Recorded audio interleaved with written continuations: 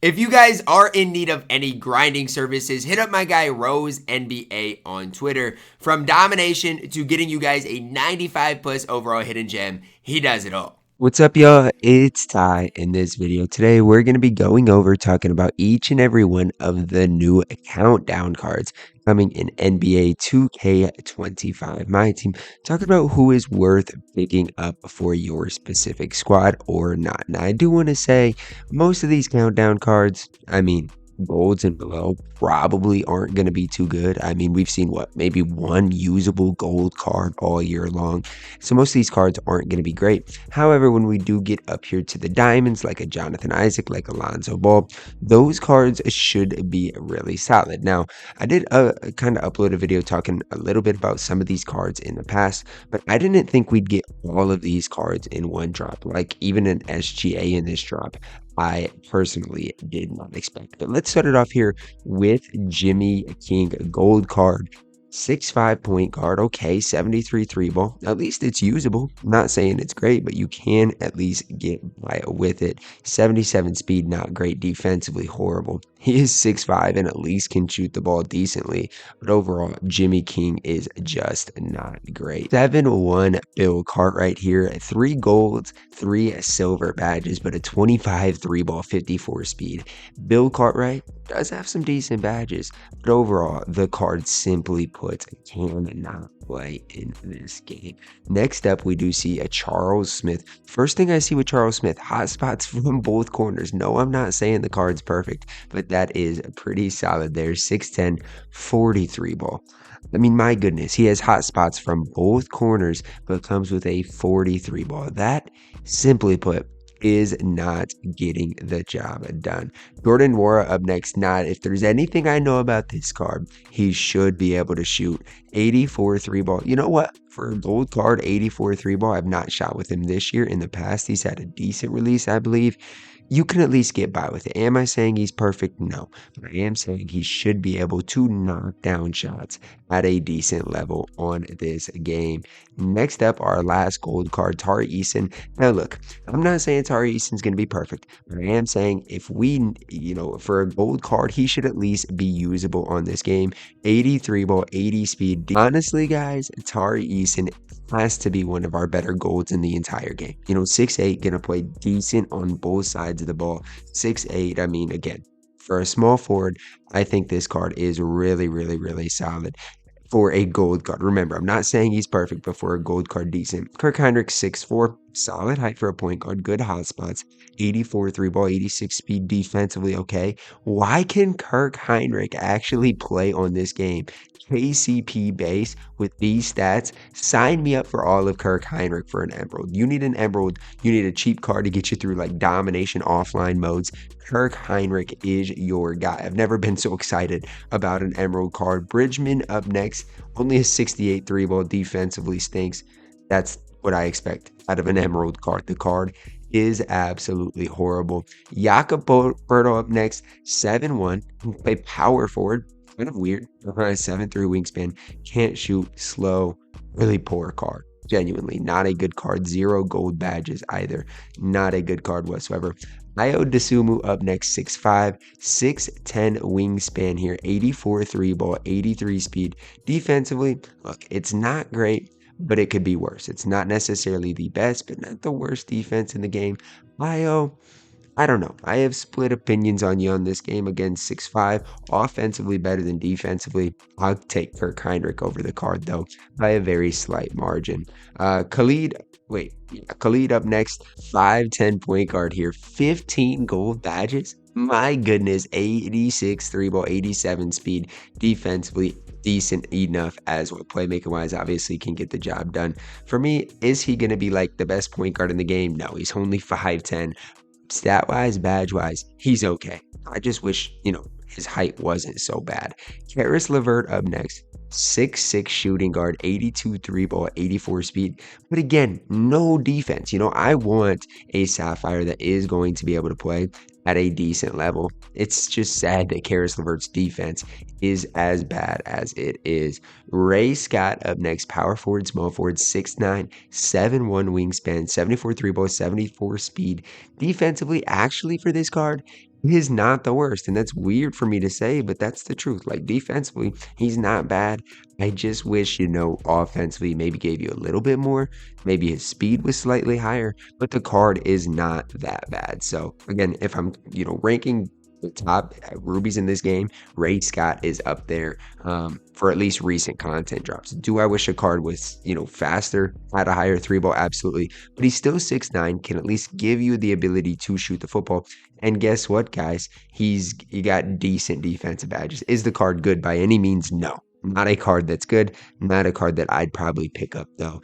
It just stinks that we don't have that many good Ruby options at this stage. Ruby Gordon Hayward. I just pulled the Galaxy Opal Gordon Hayward out of my free Opal pack a couple of days ago. So, I mean, I'll take the fact that we're getting a Ruby Gordon Hayward on this game.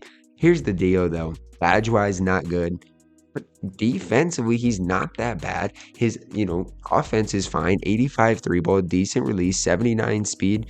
This card is actually playable. Badge-wise, not great though. But again, when you're looking at some of your top rubies in the game, is he one of them? No. Neither of these two rubies are. But they're both at least playable cards. And again, not the worst. Wish Gordon Hayward's speed was just slightly higher on the court. Next up here, we do see our first diamond. So no Ammies in this drop. Mark Eaton. I've already went over this card once, and I'm not going to spend a whole ton of time talking about him again because he is a garbage man on this game. 25 three ball, 25 speed. What am I supposed to say positively about Mark Eaton? I got nothing to say. I mean, this card is a bona fide scrub. I know he's 7'4", but that can only get you so far. Please do not pick up Mark Eaton and think the card's going to be good. He is an absolute garbage man. Lonzo Ball up next. 84 three ball, 89 speed. Defensively, honestly, you guys might say I'm wrong, but I feel like I wish his defense was slightly better. Again, I'm not hating on it, but all of those stats are just okay. Badge-wise, defensively, again, just okay. He's a fine overall point guard in this game. Again, gonna knock down shots. He's 6'6". He's got decent enough defense. But I just wish he gave us a little bit more. On the defensive end of the court, especially, is where I thought Lonzo Ball may be just slightly better than this card is. He's still fine, but not one of your top point guards in the game. Then we get Jonathan Isaac. And I could talk all day about this Jonathan Isaac card, truly. Like, he is an absolute stud, an absolute beast on this game. 86 three ball, can obviously dunk well, decent enough ball handle, speed, 89. Maybe wish it could be a little bit higher if you want to get greedy, but it's fine for sure. Defensively, 90s across the board. But what I really want to focus on is look at all these defensive stats here, guys. I mean, genuinely, if you want to complain about a card, I don't think Jonathan Isaac is a card that you can complain about. The card to me is nearly perfect on the court. And again, when I'm ranking, power forwards, small forwards on this game, he's up there. Now, one thing about Jonathan Isaac is his hidden gem did not have small forward eligibility. So coming into today, I honestly didn't think Jonathan Isaac would have that small forward eligibility, but there it is. You guys can see he can play small forward as well, which is super helpful for all you guys out there who do want to play Jonathan Isaac at small forward. Now, honestly, I think he's going to be just as good at small forward as power forward. So for me, it's not that big of a deal because I would have just played the card at power forward, but I know a lot of people out there probably did want Jonathan Isaac to play that small forward position, and he can indeed do it. Caron Butler up next, 6'7", 6'11" wingspan. The problem with Caron Butler is this: he just doesn't do anything that stands out. Again, he's a pink diamond, so he's a higher overall tier than a guy like a Jonathan Isaac. However, the stats don't really bear that out. You look at the defense, mid-80s, 93 ball, like he's not bad. But even badge-wise, why does Jonathan Isaac, who's a diamond, have 9 Hall of Famers and Caron Butler only has 6? It's just not going to be great for Caron Butler. The card's going to be fine. Like if you happen to grind those deluxe packs out and get Caron Butler for free, the card absolutely can play. I just don't think he's going to be one of your better cards from this drop. Same thing here with Antawn Jamison. Now, again, badge-wise, a lot better because he comes with 27 golds. Stat-wise, nearly everything's at a 90. And so when you're looking at Antawn Jamison, stat badge-wise, the card is really good. Maybe you wish he had more Hall of Famers, but overall the card's good. The problem, the Brook Lopez release. I don't know about you guys, but if you've ever used that Brook Lopez release, it's not great. Now, it's not necessarily unusable this year. I don't even think it's like the worst release in the game. However, it's not great. It's not a great release for you guys on the court. So it's something to at least think about for Antawn Jamison. If you are going to run the card, know he comes with that Brook Lopez release. Next up, Shai Gilgous Alexander. Now, this one's interesting because the Dia de los Muertos SGA is light years ahead of the other SGA. And so, especially when you're looking at his badges primarily, it's crazy to look at. Like, this SGA defensively is going to struggle on the court. Now, I'm not going to hate on SGA because I still think overall the card gives you a decent amount on the court. But when I'm looking at top point guards in the game, I don't really think this SGA at this stage of my team is it. Now, again, yes, his animations are still elite. The SGA moving crossover, the best in the game. SGA's release, perfect.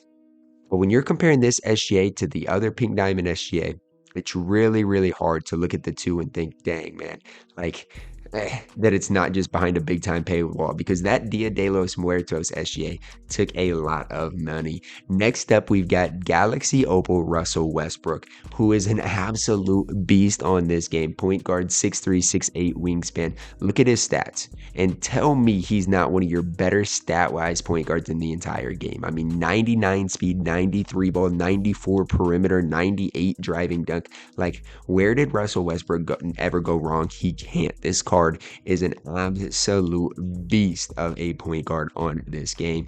Badge wise, even better. I mean, on ball menace, rebound chaser, challenger, immovable, perfect badges as well. The hard part with Russell Westbrook is the card's only 6'3". Now, with that being said, his player build on this game's elite. I don't know how I really feel about Russell Westbrook, but the card is really good. Kareem up next, 7'2", 7'5" wingspan. Now, it's crazy because when you compare this Kareem to the Pink Diamond Kareem, which I'll do for you guys today, the card's barely better. And that's the hard part that I have when I'm looking at like a Galaxy Opal Kareem, because I know his price is going to be a lot more. He's not that much better. Now, is he better? Yes. But it's by a very, very, very small margin. And so that's the first thing I wanted to bring to you guys' attention is I don't think the Galaxy Opal Kareem is going to be that much better than the Pink Diamond Kareem. Both do have power forward eligibility, which is nice. Badge-wise for this Galaxy Opal Kareem, he's really, really, really good. And so, you know, when I am looking at Galaxy Opal Kareem, I wish the 3-ball was higher. I wish his release maybe was on quick. But he is still 7'2" at the power forward position. He's still going to be a problem on the game because I did like the Pink Diamond Kareem. Is he perfect? No, but he was a very solid power forward to run on this game that you guys can play and compete with. So Kareem, going to be very solid at the power forward position. Just wish that 3-ball was slightly higher. Last but certainly not least, I believe this is going to be our best card that we got today. It is the Galaxy Opal Clyde Drexler, 6'7", 6'10" wingspan, hotspot from that right slot. Only an 86 3-ball, but look at the rest of the card. 94 speed, 92 perimeter, 85 interior, good speed ball, good ball handle. Defensively comes with that Hall of Fame challenger on ball menace, lightning launch, strong handle. And the best part about Clyde is he's got a good release. Now, when Clyde gets tired, the release can slow down a little bit, so that is something to obviously think about. But I'm telling you right now, Clyde Drexler is really, really, really good on this game. And if you've ever played against Clyde, you know exactly what I'm talking about. He can knock down shots. He plays defense. He's 6'7". He does a lot on the court for you guys. So I think Clyde's going to be one of your better shooting guards in the game. People are going to ask me, Ty, is he better than Dr. J? I mean, that's just not even fair to even think about, to even talk about for us today. So again, that's where I'm at with Clyde. I do think the card is really, really solid and definitely a card that can, you know, play for anybody. The problem is because he is a Galaxy Opal, he is going to be insanely overpriced on this game. So that's going to wrap it up for our video breaking down each and every one of these countdown cards in NBA 2K25 MyTEAM. Let me know your thoughts on him. For me, I'm probably most excited about Jonathan Isaac just for the sole fact that he's not going to be incredibly overpriced. And he is really, really good, especially that fact that he can play that small forward position. Now, if you like to have the best cards in the game, all the Galaxy Opals are incredible. All the Pink Diamonds are not very good in this draw. That's going to wrap it up. Drop a like on the video, guys. Subscribe if you're new, and as always, man, I love you guys. Have a blessed day.